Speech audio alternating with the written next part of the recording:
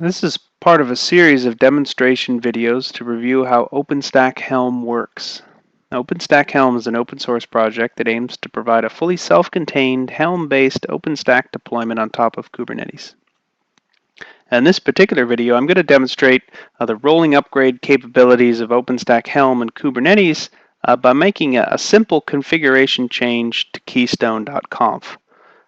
What we expect to be able to accomplish with this change is that with a simple Helm upgrade to Keystone, we should be able to release a new keystone.conf configuration.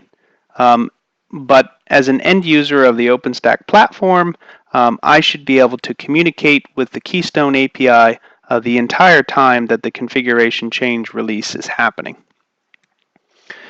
So the first thing that we want to do is down in the bottom window, we'll start a small loop just to pull the Keystone API. We're just going to ask, we're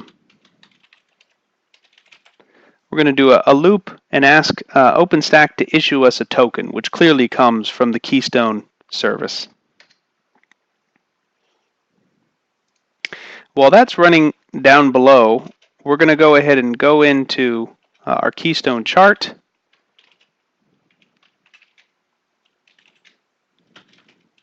We're going to make a small change to the Keystone configuration template.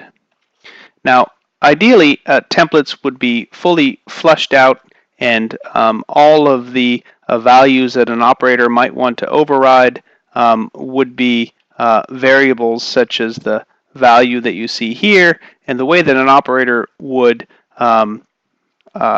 alter a particular value, instead of actually editing the template as I'm demonstrating here, they would of course set those values when they are installing this chart through Helm or when they're upgrading. For this particular change, we're just going to go ahead and actually edit the file directly.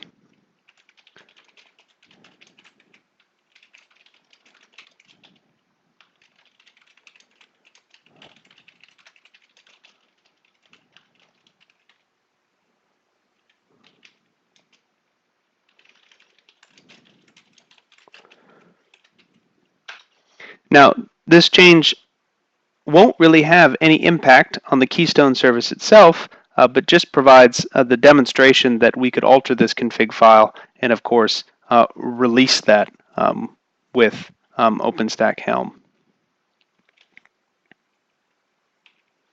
Now, after we've made that modification, we are going to remake the Keystone chart, and then we will run a small script that we have to push a Keystone change. And essentially what the script will do is simply do a Helm upgrade, which deploys the updated chart. Now, openstack-helm does a few things that enables this to work. We do config map hashing, which basically alerts Kubernetes to the fact that the config map has actually changed because of annotations that we're applying to the Keystone API containers, and this causes Kubernetes to go through its standard rolling upgrade procedures, essentially treating this like an image change, except that these containers are respawned with the same image, but they do receive the updated config map, which gives them their new keystone.conf. So this is now completed. Those containers are in a running state. Obviously, down here in the bottom window, we did not fail to retrieve any tokens from Keystone during this whole time. And what we're going to do is we're going to just validate that our change is actually there. We're going to use a utility called weave scope, which just allows us to quickly dip into containers. We could also do this on the command line, but I find this is slightly more visual. We are searching for containers by their image, and of course for the Keystone image we have two containers that are actually running. We could select either one of these containers and we should see our change. We're going to enter one of the containers, And inside etc keystone, inside keystone.conf, we should see that our change is here. And this container has now been up for 1 minute and 53 seconds.